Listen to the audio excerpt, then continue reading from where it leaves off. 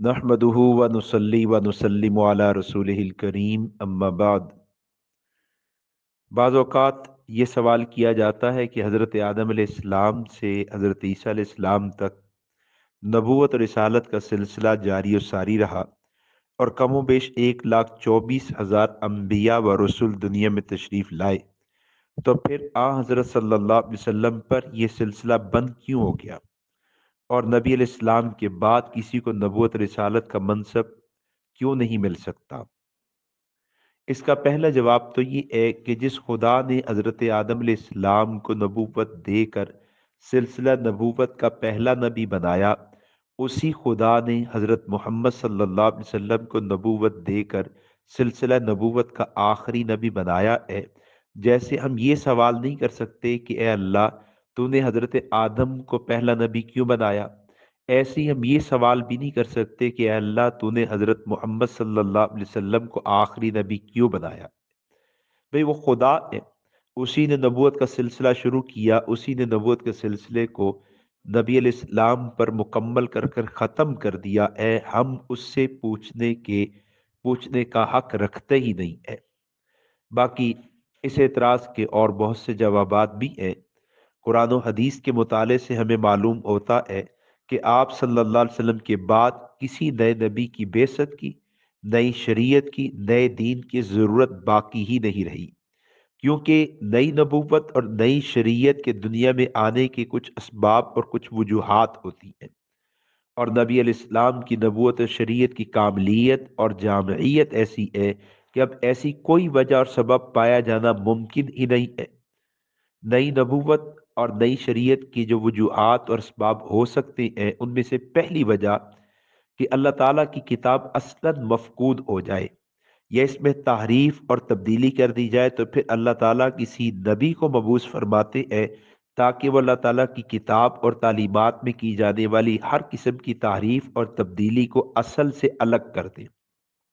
और कलाम इलाही को, अल्लाह के कलाम को निखार कर उम्मत के सामने पेश कर दे। अल्हम्दुलिल्लाह, नबी करीम सल्लल्लाहु अलैहि वसल्लम पर नाजिल होने वाली किताब कुरान मजीद की हिफाजत का वादा खुद अल्लाह रब्बुल इज़्ज़त ने किया है। कुरान मजीद सूरह हुजर आयत नंबर 9 में अल्लाह ताला फरमाते हैं, इन्ना नहनु नज़्ज़लना ज़िक्रा व इन्ना लहू लहाफिजून, कि हमने कुरान नाजिल किया और हम ही इसकी हिफाजत करेंगे। इस आसमानी वादे का असर आज भी मौजूद है और कुरान मजीद हर किस्म की तहरीफ से, हर किस्म की तब्दीली से महफूज है। पहले अंबिया पर नाजिल होने वाली किताबों की हिफाजत का वादा नहीं किया गया और कुरान मजीद की हिफाजत का वादा किया गया। ये इसी वजह से है कि पहले अंबिया अलैहिस्सलाम के बाद नबूवत का सिलसिला जारी था। हजरात अंबिया खुद तशरीफ लाकर किताबुल्लाह में होने वाली गलतियों यानी तारीफ और तब्दीली के बारे में अवाम को, लोगों को आगाह कर देते थे। जबकि नबी करीम सल्लल्लाहु अलैहि वसल्लम के बाद आसमान से वही नबूवत का सिलसिला बंद हो गया, तो अल्लाह ताला ने कुरान मजीद की हिफाजत का वादा खुद लिया, जो कि ख़त्म नबूवत और अजमत कुरान पर दलील है। फिर नई नबूवत और नई शरीयत के दुनिया में आने की दूसरी एक बड़ी वजह वो ये हुआ करती थी कि अहकाम इलाही में से बाज़ अहकामात किसी ख़ास कौम या ख़ास ज़माने के साथ मुख्तस होने की वजह से काबिल तनसीख होते थे, या फिर कोई नया हुक्म आना हो तब भी अल्लाह ताला किसी को नबी बनाकर दुनिया में मबूस फरमा देते थे। अल्हम्दुलिल्लाह, नबी करीम सल्लल्लाहु अलैहि वसल्लम की नबूवत शरीयत में ऐसी जामियत है कि अल्लाह ताला ने आपको क़यामत तक के तमाम ज़मानों और तमाम इंसानों के लिए नबी बनाकर भेजा और आप सल्लल्लाहु अलैहि वसल्लम को मिलने वाले अहकामात में से कोई हुक्म ऐसा नहीं जिसमें एक ज़र्रा भी तनसीख और तब्दीली की ज़रूरत हो। इस्लाम की इस 1400 साल तारीख में करोड़ों अरबों की तादाद में मुसलमान हुए। हालात बदले, ज़माने बदले, ज़रूरियात बदली, साइंस की तरक्की की वजह से हालात बदले, नए नए मसाइल पैदा हुए, लेकिन सरकार दो आलम सल्लल्लाहु अलैहि वसल्लम की तालीमात व शरीयत में ऐसी जामियत है कि तमाम कदीम व जदीद मसाइल का हल नबी इस्लाम की शरीयत में मौजूद है और किसी एक भी हुक्म में किसी तारीफ और तब्दीली की गुंजाइश नहीं है। फिर नई नबूवत और नई शरीयत की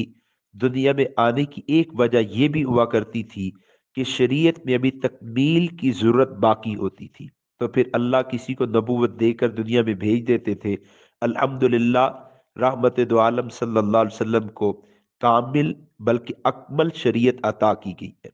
قرآن مجید میں اللہ رب العزت فرماتے ہیں الیوم اکملت لکم دینکم واتممت علیکم نعمتی ورضیت لکم الاسلام دینا،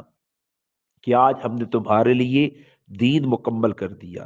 اور تم پر اپنی نعمتیں پوری کر دی اور تمہارے لیے دین اسلام کو پسند کر لیا۔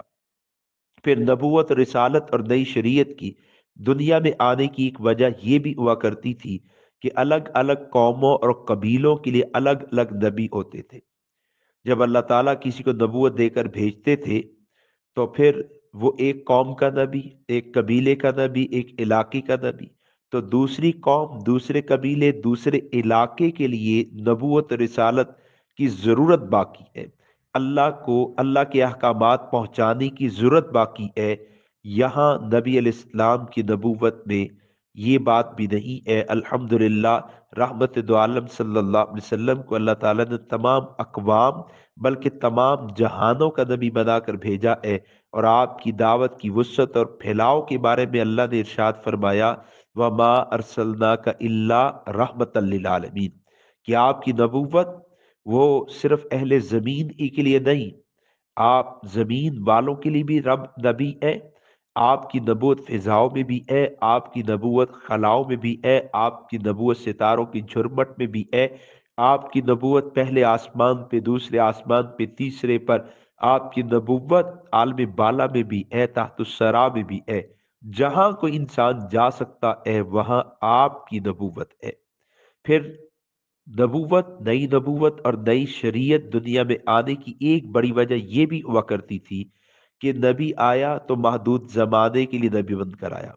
پھر نئے زمانے کے لیے نئی نبوت کی ضرورت باقی رہتی تھی۔ الحمدللہ رحمت دو عالم صلی اللہ علیہ وسلم کو قیامت تک کے تمام زمانوں کے لیے نبی اور رسول بنا کر بھیجا گیا ہے۔ اب ہر ایک زمانے کے انسانوں کے لیے آپ صلی اللہ علیہ وسلم ہی کی نبوت پر ایمان لانا شرط نجات ہے۔ قرآن مجید میں ارشاد ہے وَأَرْسَلْنَاكَ لِلنَّاسِ رَسُولًا،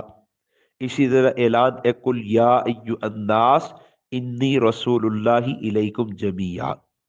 پھر نئی نبوت اور نئی شریعت کے دنیا میں آنے کی ایک بڑی وجہ یہ بھی ہوا کرتی تھی کہ نبی کا روحانی فیض بند ہو گیا اور دین میں کامل انسان بنانے کی طاقت نہ رہی،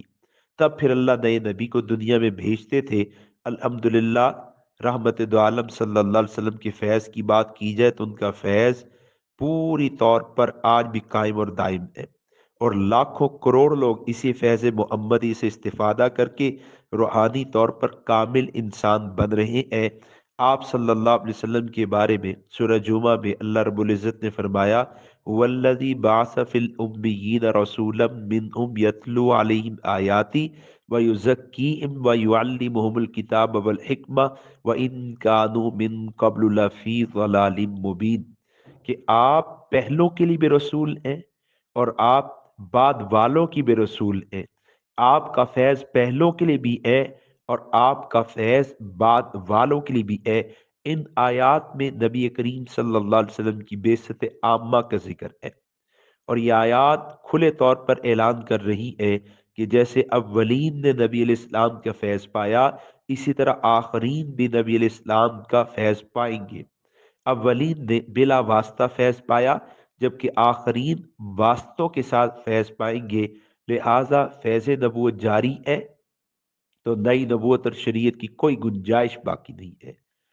عام طور پر نئی نبوت اور نئی شریعت کے دنیا میں آنے کی وجہ یہ ہوا کرتی تھی کہ دین الہی کی تعلیم اور اس کی اشاعت اور اس کے دفاع کے لیے کوئی بندہ نہیں رہا، تب پھر اللہ کسی نبی کو دنیا میں بھیجتے تھے تاکہ وہ دین الہی کی تعلیم، اشاعت اور دفاع کا فریضہ سر انجام دے سکے۔ الحمدللہ رحمت دو عالم صلی اللہ علیہ وسلم کی امت کو دین الہی کی تعلیم، اشاعت اور دفاع کا فریضہ سونپ دیا گیا ہے، اور ہر ایک دور میں ایسے سعادت مند امتی رہے ہیں جنہوں نے دین الہی کی تعلیم کے لیے، اشاعت کے لیے، دفاع کے لیے پورے طور پر ذمہ داری کا اظہار کیا۔ جس کا اثر آج بھی موجود ہے اور 1450 سال بعد بھی موجود ہے، کہ دین اسلام پھیل بھی رہا ہے اور دین اسلام محفوظ بھی ہے۔ قرآن مجید میں اسی فریضے کے بارے میں اعلان کیا، کنتم خیر امت اخرجت للناس تأمرون بالمعروف وتنہون عن المنکر وتؤمنون باللہ۔ پھر ایک جگہ فرمایا، قل ہذہ سبیلی ادعو الی اللہ، اور نبی رحمت صلی اللہ علیہ وسلم نے فرمایا، ان العلماء ورثۃ الانبیاء، کہ میری امت میں میرے ورثہ یہ علماء ہوں گے، یعنی پہلا طبقہ جو نبی علیہ السلام کی جانشینی کا فریضہ سر انجام دے گا اور دین کی تعلیم میں، دین کی اشاعت اور دفاع میں اپنا کردار ادا کرے گا، وہ علماء کا ہوگا۔ نئی نبوت اور نئی شریعت کے دنیا میں آنے کی وجہ جو بھی ہو سکتی ہے، وہ اب وجہ موجود نہیں ہے۔ اور پھر آپ سنت اللہ کو دیکھیں اور دنیا کے نظام کو دیکھیں، کہ اس دنیا کا نظام ہے کہ یہاں پر جس چیز کی ابتدا ہے اس کی انتہا بھی ہے۔ جیسے دن ہے اس کی ابتدا ہے تو اس کی انتہا بھی ہے، رات ہے اس کی ابتدا ہے تو اس کی انتہا بھی ہے، انسان کی زندگی ہے تو اس کی ابتدا ہے تو اس کی انتہا بھی ہے۔ ہر ایک چیز کی ابتدا بھی ہے، انتہا بھی ہے۔ ایسی سلسلہ نبوت ہے، اس کی ابتدا بھی ہے اور اس کی انتہا بھی ہے۔ ابتدا حضرت آدم علیہ السلام سے اور انتہا امام الانبیاء صلی اللہ علیہ وسلم کی ذات پاک پر۔ پھر یہ بھی دیکھنا چاہیے کہ یہ دنیا دائمی نہیں ہے، دنیا تو اس کی مدت تو عارضی ہے، بالآخر اس کو ختم ہونا ہے۔ اس لیے لازمی طور پر ماننا ہوگا کہ سلسلہ نبوت بھی کہیں نہ کہیں اس کا اختتام ہو جائے،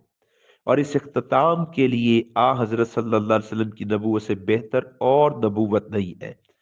جس کی بڑی وجہ یہ ہے کہ آپ صلی اللہ علیہ وسلم کی نبوت جامعیت میں، کاملیت میں اور ابدیت میں باقی تمام انبیاء کی نبوت سے، ان کی رسالت سے اعلیٰ درجے کی ہے۔ اس لیے نبی علیہ السلام ہی کی نبوت کو ختم نبوت کے لیے چن لیا گیا، اور آپ صلی اللہ علیہ وسلم کی ذات پاک کو آخری نبی بنا کر دنیا میں بھیجا گیا ہے۔ اب آپ کے بعد قیامت ہے، آپ کے بعد دنیا میں نبوت اور رسالت کا کوئی سلسلہ نہیں ہے۔